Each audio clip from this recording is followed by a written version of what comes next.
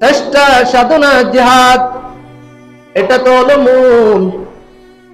যেই ব্যক্তি 4টি জায়গা থেকে নিজেকে অব্যাহতি রাখবে, 1 নম্বর নফসের সাথে সেই লড়াই করবে, 2 নম্বর গুনাহ ছেড়ে দিবে, 3 নম্বর ইবাদতের মধ্যে ধৈর্য ধারণ করবে, 4th নম্বর হইল দ্বীনের উপরে ধৈর্য ধরবে। আমার আল্লাহ পাক রব্বুল আলামিন বলেন 2 নম্বর স্টপে লানাহদিয়ান্নাহুম, অবশ্যই আমি তাদেরকে আমার পথে পরিচালিত করব। সুবহানাল্লাহ।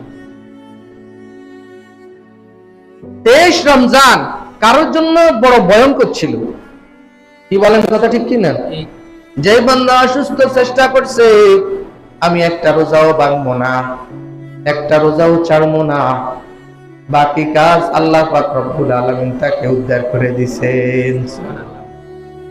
যে চিন্তা করছে আমি 1 রাকাত তারাবিও ছাড়বো না, 1 ওয়াক্ত নামাজকে ছেড়ে দিব না, ওই ব্যক্তিকে আমার আল্লাহ ওইভাবে শক্তি দান করে দিয়েছে।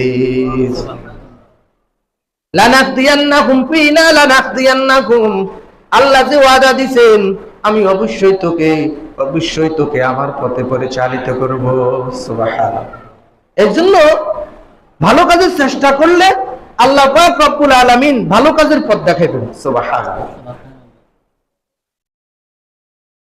আল্লাহ পাক রব্বুল আলামিন জানায়া দেয় মুসলমান ইমানদার আল্লাহর গোলাম, আমি তোমাদেরকে কি কি কাজে সহযোগিতা করব একটু জানাইয়া দিতেছি। 1 নম্বর,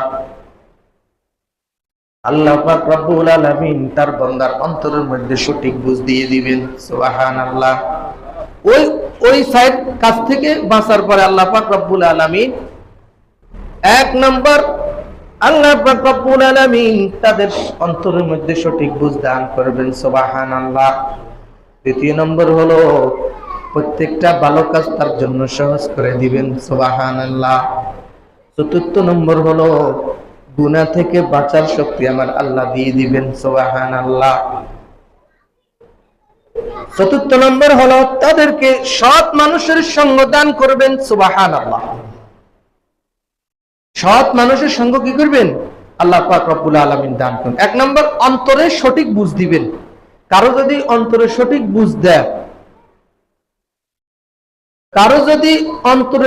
বুঝ দেয়, বলেন আর কিছু লাগে? অন্তরে যদি আল্লাহ সঠিক বুঝটা দিয়ে দেয়, এটা তো সবচেয়ে বড় নেয়ামত।